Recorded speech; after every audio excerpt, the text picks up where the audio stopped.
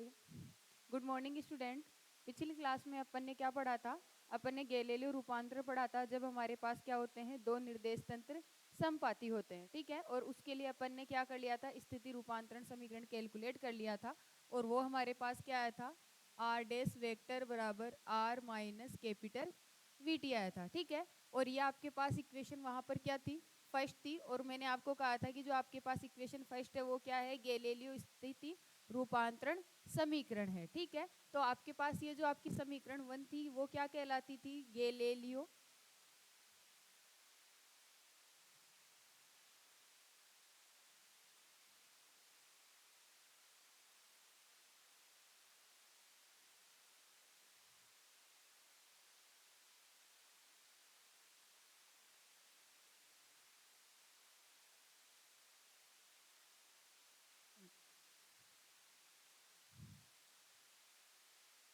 समीकरण फर्स्ट हमारे पास क्या है, गैलीलियो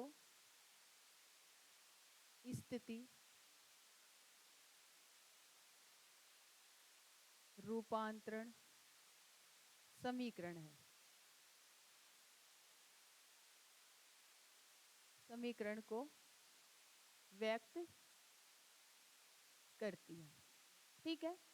इसके बाद में यहाँ से क्या स्पष्ट हो रहा है, इस इक्वेशन से ये स्पष्ट हो रहा है कि हमारे पास जो दोनों निर्देश तंत्र हैं उनके लिए स्थिति भी क्या होती है, अलग अलग होती है, ठीक है। और मैंने आपको एक चीज़ बताई थी कि जब हमारे पास क्या होते हैं, कंपोनेंट्स अलग अलग होते हैं, तो वहाँ पर हमारे पास जो राशि होती है वो क्या होती है, निश्चित राशि नहीं होती है। तो आप एक चीज़ इसमें लिख सकते हो कि समीकरण 1 से स्पष्ट है कि 1 से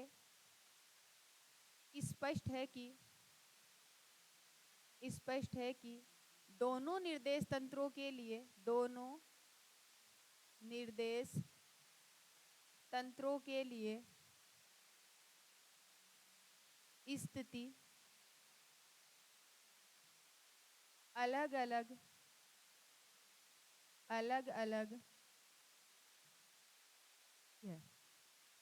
होती है, तथा अतः स्थिति रूपांतरण समीकरण में स्थिति रूपांतरण समीकरण में स्थिति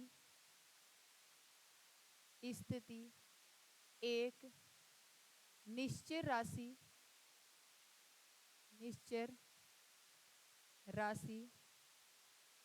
नहीं होती है, ठीक है।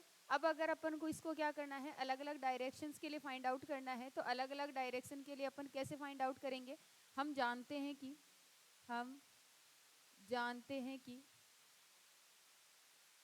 आप क्या जानते हैं, एक चीज़ हम अच्छे से जानते हैं कि जो हमारा पार्टिकल्स होता है वो क्या करता है, 3 डायमेंशनली मोशन करता है, ठीक है, एक्स वाई और जेड में, ठीक है। तो उनके जो इकाई सदिश आते हैं वो क्या आते हैं, आई कैप, जे कैप और के कैप आते हैं। तो अगर मैं यहाँ से आर डैश वेक्टर लिखना चाहूँ तो वो क्या हो जाएगा मेरा, एक्स डैश आई cap plus Y dash J cap plus K dash plus Z dash K cap. इसी प्रकार से अगर मैं आर वेक्टर लिखना चाहूँ तो X I cap plus Y J cap plus Z K cap. और अगर मैं वी लिखना चाहूँ तो V x I cap plus V Y J cap plus V Z K cap. ये हमारे पास वैल्यू आ गई। इन सारी वैल्यूज को अपन कहाँ रख सकते हैं, समीकरण 1 में रख सकते हैं, समीकरण 1 से। तो समीकरण 1 से हमारे पास क्या आ जाएगा, एक्स डैश आई k plus Y dash j k plus Z dash के इक्वल टू कितना हो जाएगा हमारे पास, x i k plus Y j k plus Z के और यहाँ से माइनस अपने पास v की जगह अपन क्या लिख सकते हैं, we x i k plus V Y j k plus V Z के और उसके साथ मल्टीप्लाई में हमारे पास क्या है, t है, ठीक है। एक बार अपन क्या करते हैं, आई कैप की जो टर्म्स हैं RHS पद में उनको अपन अलग कर लेते हैं, जे कैप की को अलग और के कैप की को अलग, ठीक है। तो यहाँ से अपने पास क्या आ जाएगा, x dash I cap plus Y dash j k plus j dash k cap equal to, यहाँ से अपने पास क्या हो जाएगा, x minus we x t, क्योंकि टी आपके पास सबके साथ मल्टीप्लाई में है, तो यहाँ पर हमारा i k plus y minus we Y t j k plus z minus V Z t k. अगर अपन इनकी तुलना करें तो आपके पास देखो, यहाँ आई केप की टर्म है तो यहाँ पर भी आई केप की टर्म है, यहाँ पर जे केप की टर्म है तो यहाँ पर भी जे केप की टर्म है, और यहाँ के केप की टर्म है तो यहाँ पर के केप की टर्म है। मतलब अपने पास जो इनके साथ कांस्टेंट हैं वो क्या हो जाएंगे, इक्वली हो जाएंगे। तो यहाँ से अगर अपन आगे करना चाहें तो अपने पास क्या वैल्यू आ जाएगी, तुलना करने पर, तुलना करने पर तुलना करेंगे तो अपने पास क्या होगा, x डैश बराबर तो x minus we x T, y dash बराबर y minus we Y T, और z डैश बराबर z minus V Z T. ठीक है, ये हमारे पास क्या गई, अलग अलग जो आपकी दिशाएं हैं उनके लिए स्थिति रूपांतरण समीकरण आ गया। ठीक है, अब आपके पास बात करते हैं अपन नेक्स्ट वेग रूपांतरण समीकरण। वेग रूपांतरण समीकरण, तो वेग रूपांतरण समीकरण के लिए अपन क्या जानते हैं कि स्थिति में समय के सापेक्ष परिवर्तन क्या कहलाता है, वेग कहलाता है। तो हम क्या जानते हैं, हम जानते हैं कि स्थिति में समय के सापेक्ष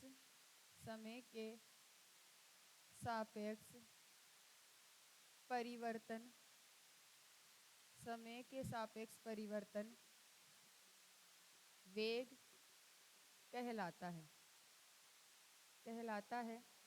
तो आप क्या कर सकते हैं, समीकरण 1 का यूज कर सकते हैं। समीकरण 1 से क्या था, आर डैश वेक्टर बराबर आर माइनस वी टी था। ठीक है, तो यहाँ से अगर मैं इसका डेरिवेटिव कर दूं टी के रेस्पेक्ट में, तो D R dash upon D T बराबर कितना हो जाएगा, D R vector upon D T minus V D T upon D T. तो इसकी वैल्यू तो 1 हो गई, ये क्या हो गया हमारा स्मॉल वी डैश, यहाँ स्मॉल वी और यहाँ पर आपका कैपिटल वी। ठीक है, तो ये आपके पास इक्वेशन 2 हो गई।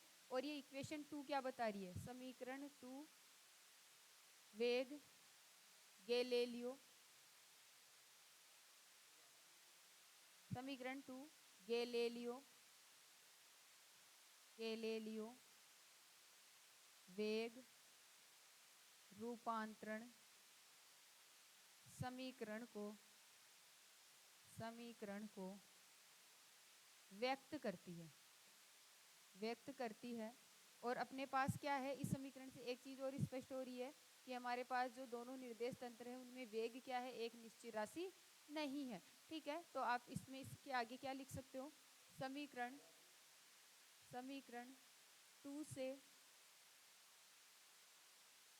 स्पष्ट है कि वेग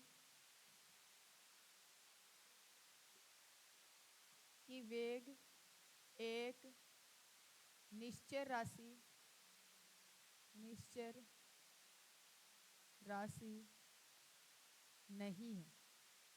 ठीक है, अब अपने पास देखो, यहाँ से अब इसको अलग अलग निर्देश जो आपके कोऑर्डिनेट्स हैं या फिर अपन अलग अलग डायरेक्शंस के लिए इसको देख सकते हैं। तो हम क्या जानते हैं, हम जानते हैं कि वी डैश वेक्टर बराबर तो क्या हो जाएगा, small we dash x i k plus V y dash j k plus we J dash के, ये हमारे पास हो जाएगा। इसी प्रकार से स्मॉल वी वेक्टर बराबर कितना हो जाएगा हमारे, we x i k plus V Y j k plus V Z के, और कैपिटल वी वेक्टर बराबर we x i k plus V Y j k plus capital v Z k.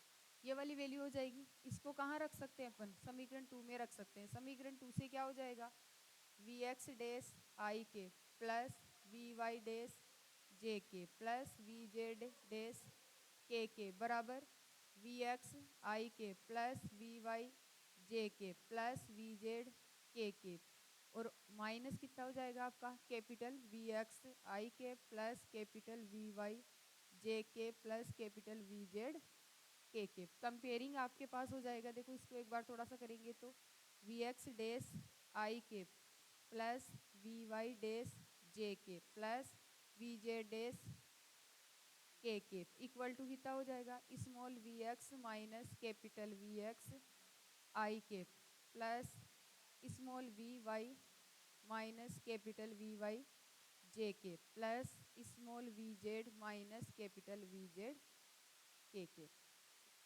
यहाँ से अगर अपन तुलना करें तो तुलना तुलना करेंगे तो वी एक्स डैश बराबर तो कितना हो जाएगा v x minus capital v x, v y dash बराबर v y minus capital v y और स्मॉल वी जेड डैश बराबर v z minus capital v z. ये हमारे पास क्या आ गया हमारा वेग रूपांतरण समीकरण आ गया। ठीक है, इसके बाद में अपन क्या निकाल सकते हैं यहाँ से त्वरण रूपांतरण समीकरण कैलकुलेट कर सकते हैं। तो आपके पास त्वरण रूपांतरण समीकरण क्या हो जाएगा, नेक्स्ट हेडिंग आ जाएगी त्वरण रूपांतरण समीकरण। और त्वरण रूपांतरण समीकरण के लिए हम क्या जानते हैं कि हमारे पास क्या होता है, जो वेग होता है उसमें समय के सापेक्ष परिवर्तन क्या कहलाता है, त्वरण कहलाता है। तो त्वरण रूपांतरण को कैलकुलेट करने के लिए हमारे पास क्या होनी चाहिए, वेग रूपांतरण समीकरण होनी चाहिए। ठीक है, तो अपन क्या जानते हैं, हम जानते हैं कि वेग में समय के सापेक्ष परिवर्तन, वेग में समय के सापेक्ष परिवर्तन त्वरण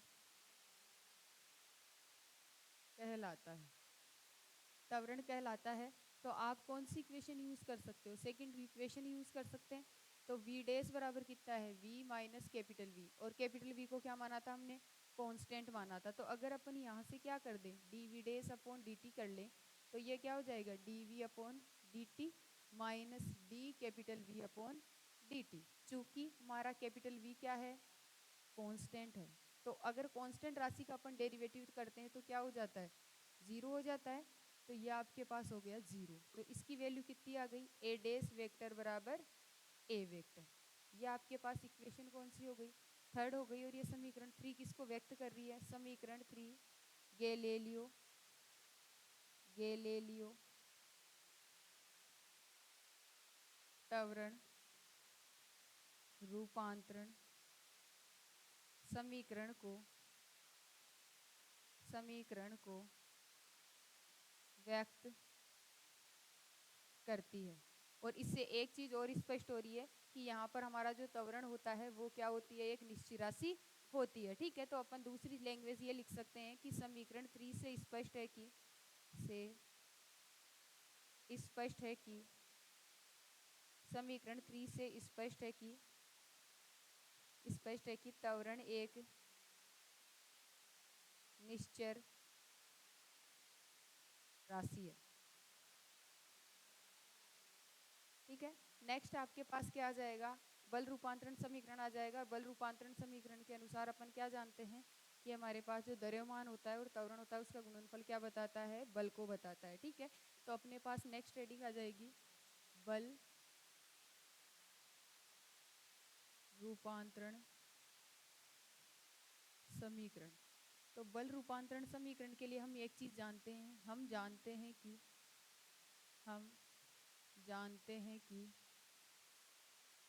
कण का द्रव्यमान एवं त्वरण का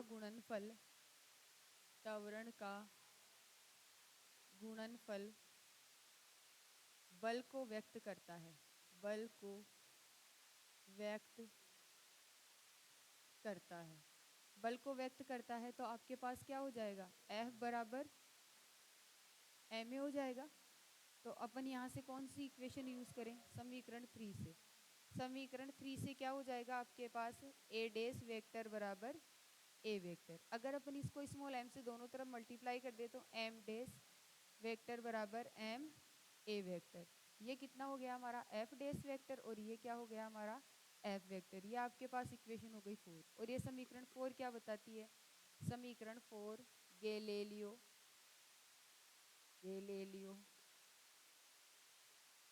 बल रूपांतरण समीकरण को व्यक्त करती है एवं बल एक निश्चर राशि होती है। ठीक है, ये हमारे पास क्या हो गया?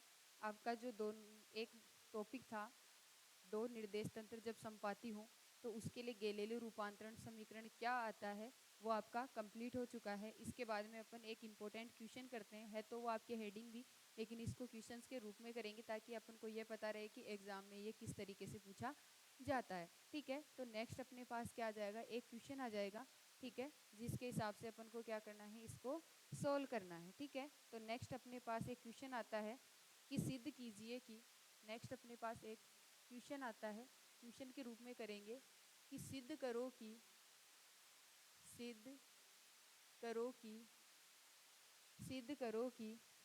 कण का विस्थापन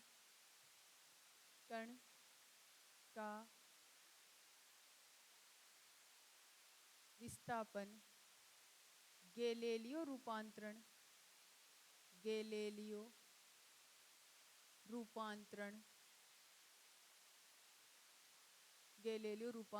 के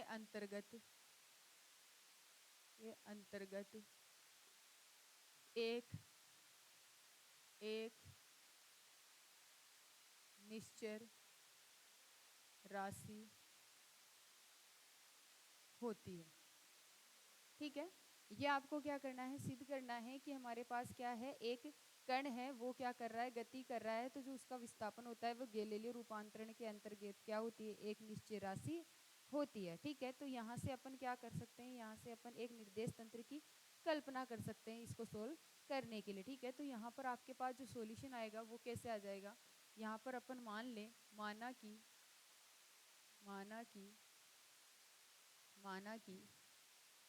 एक एस जड़त्वीय निर्देश तंत्र, एक स्थिर मान लेते हैं इसको, माना एक एस स्थिर जड़त्वीय निर्देश तंत्र है, स्थिर जड़त्वीय निर्देश तंत्र है, तथा एक अन्य एस डेस गतिशील निर्देश तंत्र है। माना कि एक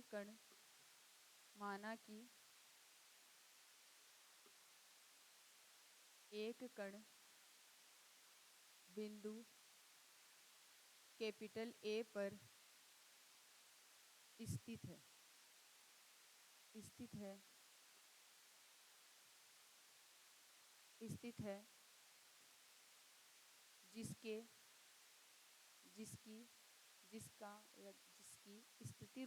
जिसकी स्थिति एस निर्देश तंत्र से R1 वेक्टर व एस डेस निर्देश तंत्र से R2 वेक्टर है। कुछ समय के बाद में कण क्या कर रहा है? बिंदु ए से बिंदु बी पर पहुंच जाता है। ठीक है, कण बिंदु ए से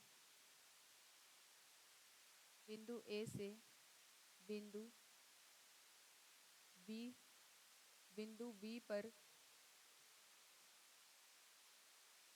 बी पर डी डेस विस्थापन तय करते हुए पहुंच जाता है, पहुंच जाता है, माना एस निर्देश तंत्र के लिए विस्थापन, एस निर्देश तंत्र के लिए विस्थापन विस्थापन डी व एस डेस निर्देश तंत्र के लिए विस्थापन विस्थापन डी डेस है। बिंदु ए के लिए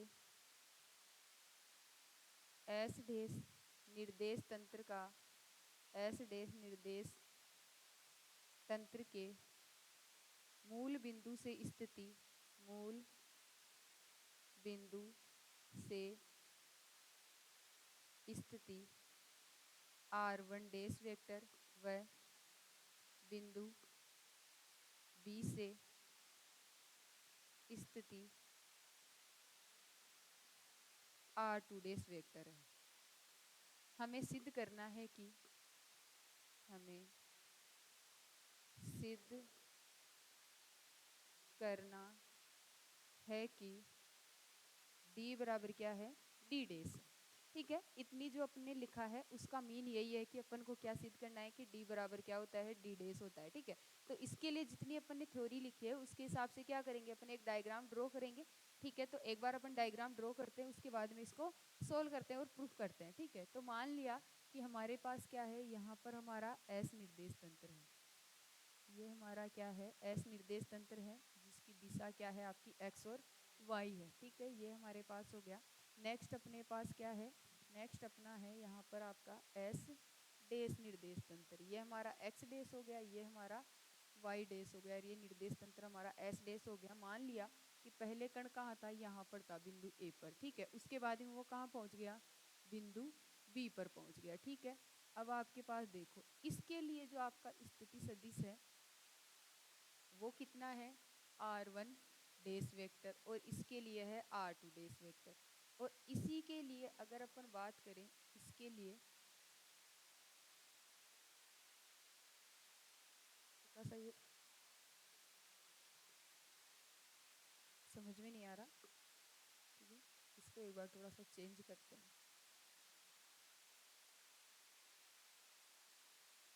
ठीक है, यहाँ से ये तो अपने पास हो ही गया। ठीक है, यहाँ से देखते हैं इसको एक बार, ताकि इसको डायग्राम को बनाने में प्रॉब्लम नहीं आए। तो ये आपका एक्स डेस हो गया, ये आपका वाई डेस हो गया, ये एस डेस हो गया। ठीक है, तो यहाँ से एक बार ऐसा कर लेते हैं, यहाँ से ले लेते हैं। ठीक है, एक बार यहाँ से ले लेते हैं। हाँ, ठीक है, ये अब थोड़ा सा इजी सा हो गया है। ठीक है, यहाँ पर अपन ने मान लिया ए पॉइंट है, यहाँ पर आपका बी पॉइंट है, कण रखा हुआ था। ठीक है, ये यहाँ से देखो आपके पास इसके लिए जो अपन ने स्थिति मानी है वो आर वेक्टर, r1 वेक्टर है, ये आपकी r2 वेक्टर है, ये अपनी r1 डेस वेक्टर है, और ये हमारी r2 डेस वेक्टर है। इसके लिए जो आपका एस निर्देश तंत्र है उसके लिए विस्थापन कितना है, d, और एस डेस के लिए कितना है, d डेस है। ठीक है, यहाँ पर मैंने पॉइंट मान लिया कि ओ डेस है। ठीक है, अब अपन बात करते हैं पहले त्रिभुज ओ ए बी से। त्रिभुज ओ ए बी से क्या हो जाएगा हमारे पास, त्रिभुज ओ ए बी से हमारे पास हो जाएगा कि जो आपके पास ओ ए वेक्टर है, ठीक है, वो किसके बराबर होना चाहिए, हमारे O B vector plus A B vector.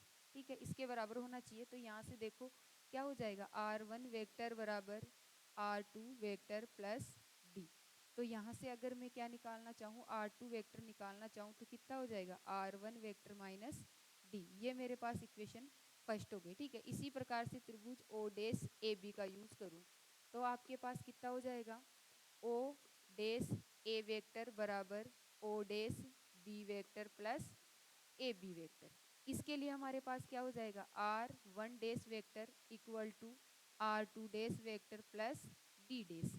ठीक है, तो यहाँ से अगर अपन इसको सोल्व करते हैं तो क्या हो जाएगा, r2 डेस वेक्टर बराबर r1 dash vector minus d डेस। ये आपकी इक्वेशन हो गई सेकंड। ठीक है, अब अपन क्या जानते हैं, हम जानते हैं कि हम जानते हैं कि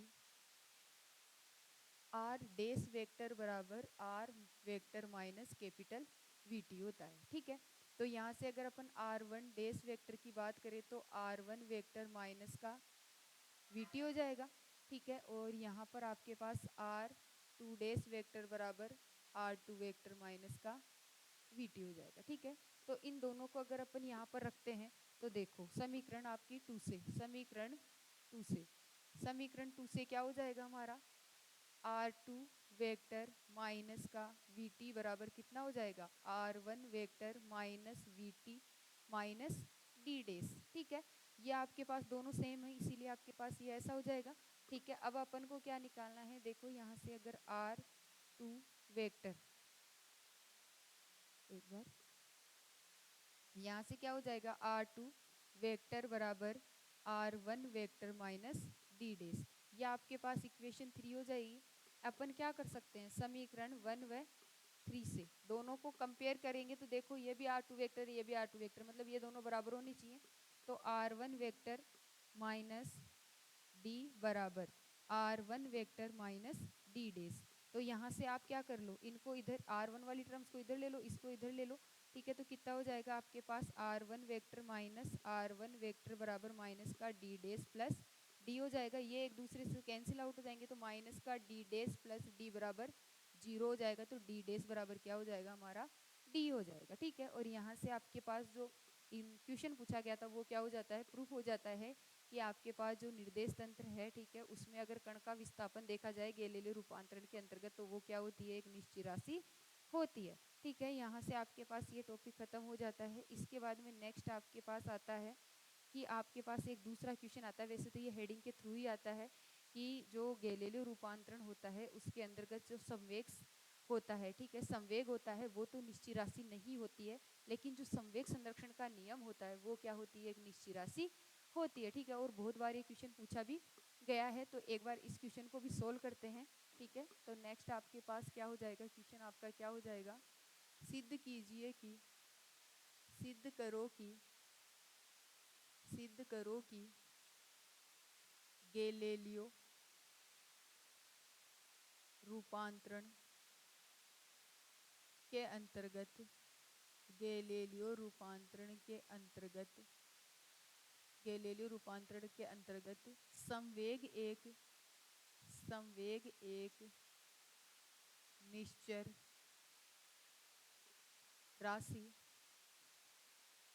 राशि नहीं होती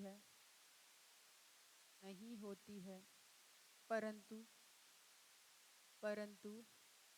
संवेग संरक्षण का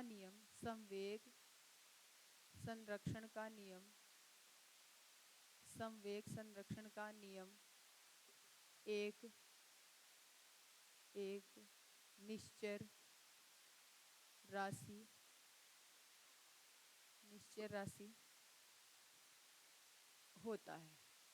ठीक है, ये अपन को क्या करना है, प्रूफ करना है कि हमारे पास जो संवेग होता है वो तो निश्चित राशि नहीं होती है, लेकिन जो संवेग संरक्षण का नियम होता है वो क्या होती है, निश्चित राशि होती है। ठीक है, तो इसका सॉल्यूशन करने के लिए अपन क्या करेंगे, हम जानते हैं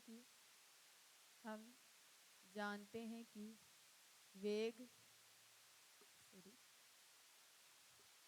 गैलीलियो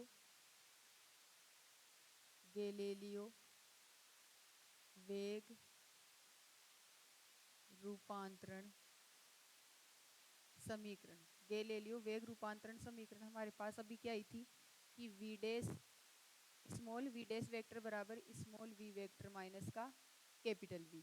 ठीक है, दोनों तरफ स्मॉल m से गुणा करने पर, स्मॉल m से गुणा करेंगे तो ये क्या हो जाएगा, mv डैश वेक्टर बराबर mv vector minus small m capital V। तो ये तो हमारे पास क्या हो गया, स्मॉल p डैश वेक्टर, ये हमारा स्मॉल p वेक्टर माइनस का mv, ये आपके पास इक्वेशन फर्स्ट है। और मैंने आपको क्या बताया था कि जब हमारे पास दोनों निर्देश तंत्रों की क्वांटिटीज बराबर होती है तो वो निश्चित राशि होती है, वरना नहीं होती है। तो यहाँ पर p डैश वेक्टर बराबर p आया होता तो संवेग क्या होता है, एक निश्चित राशि होता है, लेकिन p डैश वेक्टर बराबर कितना है, p वेक्टर माइनस का mv है, इसीलिए ये क्या है, निश्चय राशि नहीं है। ठीक है, तो आप ऐसा लिख सकते हो कि समीकरण 1 से स्पष्ट है कि समीकरण 1 से स्पष्ट है कि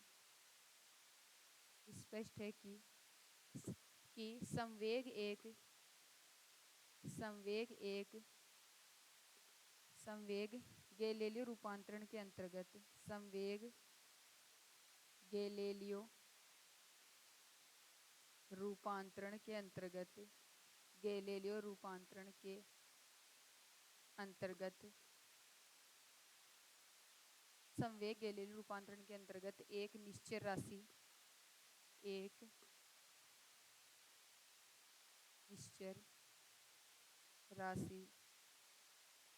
नहीं है। ठीक है, अब अपने पास सेकंड अपना एक तो हो गया। ठीक है, सेकंड अपने पास क्या प्रूफ करना है कि संवेग संरक्षण का नियम क्या होता है, एक निश्चय राशि होती है। ठीक है, तो इसको प्रूफ करने के लिए देखो अपन क्या करें, मान लें कि हमारे पास दो कण हैं, ठीक है, जिनका मास m1 और m2 है। ठीक है, वो क्या थे, दोनों गतिशील थे, या फिर आपके पास दोनों एक जगह पर रखे हुए थे। ठीक है, उनके बीच में क्या हो गई, टक्कर हो गई। अपन मान सकते हैं कि एक आपका क्या था, स्थिर अवस्था में था, दूसरा गतिशील था, या फिर ऐसा भी मान सकते हैं कि दोनों ही गतिशील थे। ठीक है, लेकिन एक टाइम के बाद में उनमें क्या हो गई, टक्कर हो गई। टक्कर होने के बाद में उनकी वेलोसिटी क्या हो गई, चेंज हो गई। ठीक है, तो एस डैश निर्देश तंत्र में अलग वेलोसिटी हो जाएगी, एस निर्देश तंत्र में अलग हो जाएगी।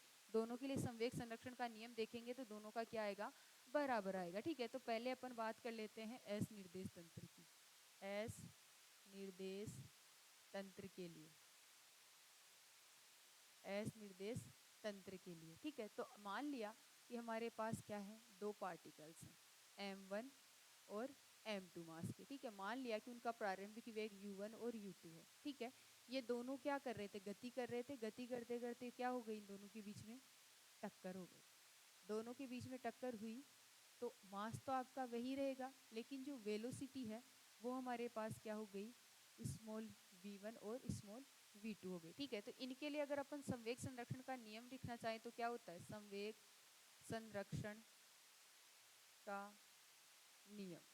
वैसे संवेग संरक्षण या फिर संरक्षण का नियम ही क्या होता है, जैसे अपने ऊर्जा संरक्षण का नियम पढ़ रखा है, तो क्या होती है ऊर्जा संरक्षण का नियम, ऊर्जा को ना तो नष्ट किया जा सकता है, ना ही उत्पन्न किया जा सकता है, केवल रूप परिवर्तित किया जा सकता है। मतलब क्रिया होने से पहले की कुल ऊर्जा और क्रिया होने के बाद की कुल ऊर्जा क्या होनी चाहिए, बराबर होनी चाहिए। अगर बराबर होती है तो वो क्या होती है, संरक्षित होती है, वरना नहीं होती। ठीक है, तो इसी प्रकार से संवेग संरक्षण के नियम को भी एक्सप्लेन कर सकते हैं कि टक्कर से पूर्व का कुल संवेग और टक्कर के बाद का कुल संवेग क्या होता है, बराबर होता है। तो वह क्या होता है, संवेग संरक्षण का नियम होता है, नहीं तो नहीं होता है। ठीक है, तो यहाँ पर अगर मैं संवेग संरक्षण का नियम लगाना चाहूँ तो मैं क्या लिख सकती हूँ, m1 u1 plus m2 u2 बराबर m1 v1 plus m2 v2।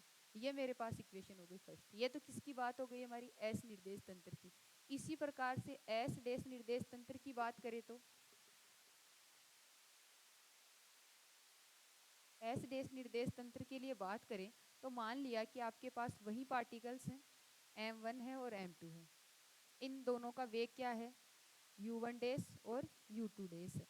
जब इन दोनों के बीच में टक्कर हुई तो हमारे पास क्या हो गया, m1 और m2 रहा, लेकिन हमारे पास जो वेलोसिटी आ गई वो v1 डैश और v2 डैश आ गई। ठीक है, तो अब इसके लिए संवेग संरक्षण का नियम क्या होगा, संवेग संरक्षण नियम से, संवेग संरक्षण नियम से क्या हो जाएगा, m1 u1 dash plus m2 u2 dash बराबर m1 v1 dash plus m2 v2 dash. ये हमारे पास वैल्यू आ गई। ठीक है, ये आपके पास इक्वेशन हो गई सेकेंड।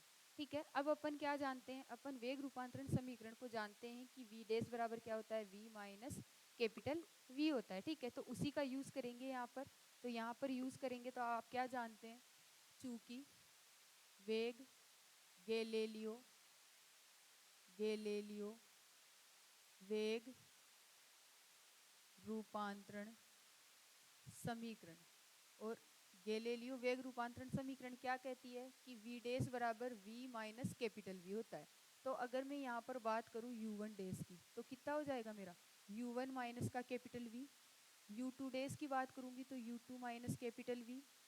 v1 डैश की बात करूँगी तो v1 माइनस कैपिटल v, और v2 डैश की बात करूँगी तो v2 माइनस कैपिटल वी। सारी इक्वेशनें आपके पास आ गई। इन सारी इक्वेशनों को कहाँ रख दो, समीकरण 2 में रख दो। समीकरण 2 व 3 से इनको सबको अपन क्या कर लेते हैं, 3 इक्वेशन यूज कर लेते हैं। ठीक है, तो यहाँ हमारा क्या था, m1 u1 की जगह कितना आ जाएगा, u1 डेज की जगह u1 माइनस का v प्लस m2 यहाँ कितना हो जाएगा u2 माइनस कैपिटल V बराबर कितना हो जाएगा m1 v1 डेज की जगह अपने पास कितना आ जाएगा v1 माइनस का capital V plus m2 v2 minus capital V। अगर अपन इसको करते हैं तो क्या हो जाएगा m1 u1 minus m1 capital V plus m2 u2 minus m2 capital V m1 v1 minus m1 capital V plus m2 v2 minus m2 capital V। देखो यहाँ पर सेम क्वांटिटीज हैं इसीलिए ये कैंसिल आउट, यहाँ पर ये भी सेम क्वांटिटी है इसीलिए ये भी कैंसिल आउट। अगर अपन इसको लिखते हैं तो क्या हो जाएगा m1 u1 plus m2 u2 बराबर m1 v1 plus m2 v2 और ये आपके पास इक्वेशन 4 हो गई। इक्वेशन 1 और 4 की वैल्यू क्या आ रही है, बराबर आ रही है, इसीलिए हमारा जो संवेग संरक्षण का नियम होता है गैलीलियो रूपांतरण के अंतर्गत वो क्या होता है आपका निश्चित राशि होती है। ठीक है, तो आप ऐसा लिख सकते हो कि समीकरण 1 व 4 से स्पष्ट है कि संवेग संरक्षण का नियम गैलीलियो रूपांतरण के अंतर्गत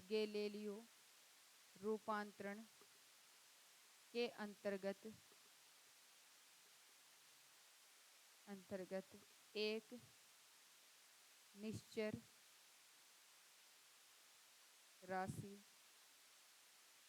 होती है। ये हमारा क्या हो जाता है, आपका क्वेश्चन कंप्लीट हो जाता है। ठीक है, नेक्स्ट अपन क्या करेंगे, नेक्स्ट अपने पास जो आपके न्यूटन्स के नियम हैं, ठीक है, उनको क्या करेंगे, आपके पास प्रूफ करेंगे कि हमारे पास वो भी क्या होते हैं गैलीलियो रूपांतरण के अंतर्गत क्या होते हैं निश्चित राशि होते हैं। ठीक है, तो आपके पास क्या हो जाएगा, देखो नेक्स्ट आपके पास जो क्वेश्चन आएगा वो आपका क्या आएगा कि सिद्ध करो कि न्यूटन्स के नियम होते हैं वो गैलीलियो रूपांतरण के अंतर्गत एक निश्चित राशि होते हैं। ठीक है, तो अपने पास नेक्स्ट क्वेश्चन क्या आ जाएगा,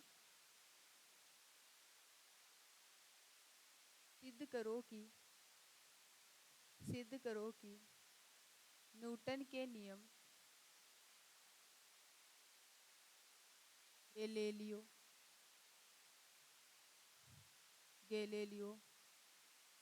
रूपांतरण के अंतर्गत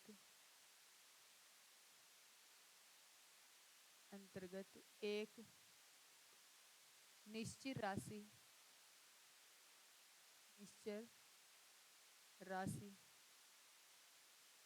होती है। ठीक है, तो इसमें आपके पास देखो इसका सॉल्यूशन कैसे करेंगे, पहले अलग अलग तीनों न्यूटन्स के नियमों को यूज करेंगे, तीनों को प्रूव करेंगे कि तीनों ही क्या होते हैं गैलीलियो रूपांतरण में निश्चित राशि होते हैं। ठीक है, तो अपने पास पहला आपका न्यूटन का प्रथम नियम आता है, न्यूटन का प्रथम नियम। और न्यूटन का प्रथम नियम क्या कहता है कि कोई कण है वो स्थिर अवस्था में तो स्थिर अवस्था में ही रहेगा और गतिशील अवस्था में है तो गतिशील ही में रहेगा जब तक कि उस पर क्या नहीं करे, कोई बाह्य बल कार्य ना करे। ठीक है, तो अपन क्या जानते हैं न्यूटन का प्रथम नियम कि इस नियम के अनुसार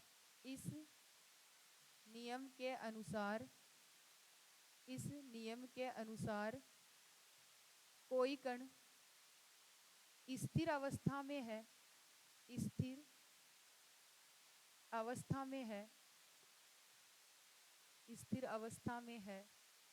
तो वह स्थिर अवस्था में ही रहेगा और गतिशील है तो वह गतिशील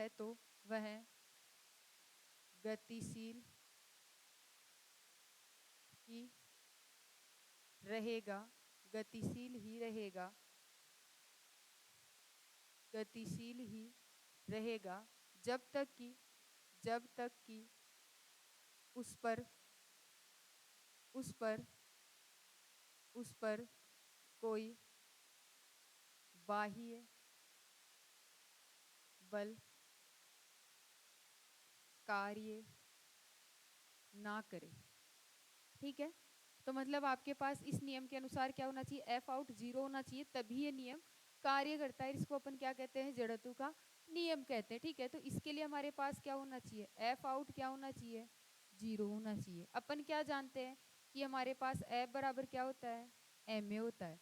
तो यहाँ से मैं यह कह सकती हूँ कि एम ए बराबर क्या होना चाहिए, 0 होना चाहिए। तो यहाँ से हमारा ए भी क्या होना चाहिए, 0 होना चाहिए। अब अगर मैं बात करूँ वेलोसिटी के लिए, तो वेलोसिटी में जो आपके पास with respect to time change किया जाता है वो क्या होता है, आपका एक्सीलरेशन होता है। तो D V upon D T भी हमारा क्या हो जाएगा, 0 हो जाएगा। तो यहाँ से क्या हो जाएगा, हमारा जो v है वो क्या आ जाएगा, v क्या आ जाएगा, हमारा कांस्टेंट आ जाएगा। ठीक है, अब अपने पास अपन जानते हैं, हम जानते हैं कि गैलीलियो त्वरण रूपांतरण समीकरण वो क्या होती है हमारी, ए डेस वेक्टर बराबर ए वेक्टर। तो यहाँ से हमारे पास क्या है, ए 0 है, तो ए डेस वेक्टर भी क्या हो गया हमारा, 0। तो यहाँ से D V dash upon D T बराबर भी हमारा क्या हो गया, 0। तो यहाँ से वी डेस भी हमारा क्या हो गया, कांस्टेंट। तो आप ये कह सकते हो क्या कि v बराबर क्या हो गया, हमारा v डेस हो गया, और वो किसके बराबर हो गया, एक कांस्टेंट के बराबर हो गया। मतलब हमारे पास क्या है, जो न्यूटन्स का पहला नियम होता है वो भी क्या करता है, गैलीलियो के रूपांतरण समीकरण को संतुष्ट करता है, या उसके अंतर्गत क्या होता है, एक निश्चित राशि होता है। ठीक है, नेक्स्ट अपने पास इसी के हिसाब से अपन क्या कर सकते हैं, दूसरा नियम कर सकते हैं। तो सेकंड आपके पास क्या कहता है, न्यूटन का द्वितीय नियम, न्यूटन का द्वितीय नियम। तो न्यूटन का द्वितीय नियम क्या कहता है कि यदि किसी कण पर आरोपित किया गया बल क्या होता है, संवेग में परिवर्तन के दर के बराबर होता है। ठीक है, कहने का मतलब क्या है कि कोई कण होता है, यदि उस पर बाह्य बल आरोपित किया जाता है तो वह उसमें संवेग में परिवर्तन की दर के बराबर होता है। ठीक है, तो अपन क्या जानते हैं, हम जानते हैं कि, या फिर आप हम जानते हैं मत लिखो, इस नियम के अनुसार ही लिख लो, इस नियम के अनुसार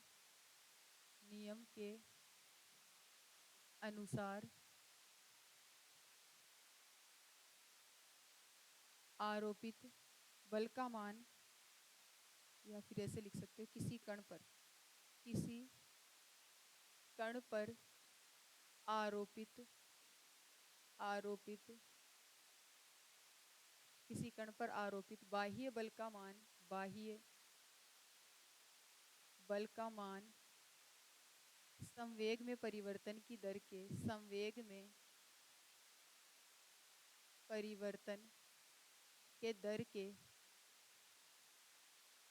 समानुपाती होता है। तो यहाँ से अपन ये लिख सकते हैं कि जो हमारा f होता है वो प्रोपोर्शनल होता है dp अपॉन dt के। अगर f की बात करें तो क्या हो जाएगा, यहाँ पर अपन k कांस्टेंट मान लेते हैं, dp अपॉन dt मैंने क्या मान लिया, k को मैंने 1 मान लिया, ये क्या कर लिया मैंने, मान लिया। ठीक है, तो f बराबर कितना हो गया मेरा, dp अपॉन dt। तो यहाँ से f बराबर कितना हो जाता है, d अपॉन dt, और ये मेरा हो गया mv। ठीक है, तो यहाँ से आपके पास बात करूँ तो f बराबर कितना हो जाएगा, m dv अपॉन dt। तो यहाँ से f बराबर कितना हो गया हमारा, ma हो गया। ठीक है, ये आपके पास इक्वेशन हो गई। ठीक है, इसके बाद में अपन क्या जानते हैं, चूंकि त्वरण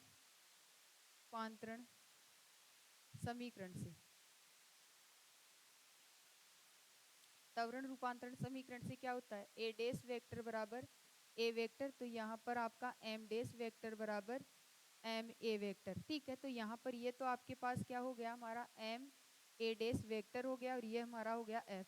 और यहाँ पर इसको अपन क्या लिख सकते हैं, एफ डेस वेक्टर लिख सकते हैं। तो ये हमारा एफ हो गया। तो इसमें भी ये क्या होती है, एक निश्चित राशि होती है। ठीक है, यहाँ पर अब थर्ड बात करते हैं अपने तृतीय नियम की। ठीक है, तो आपके पास जो न्यूटन का तृतीय नियम होता है वो क्या होता है, न्यूटन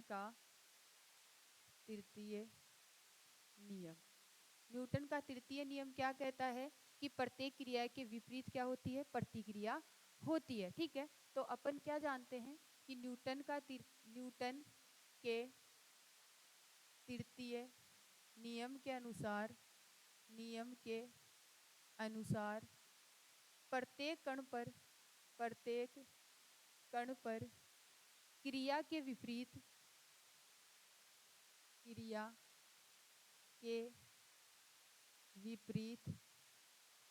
प्रतिक्रिया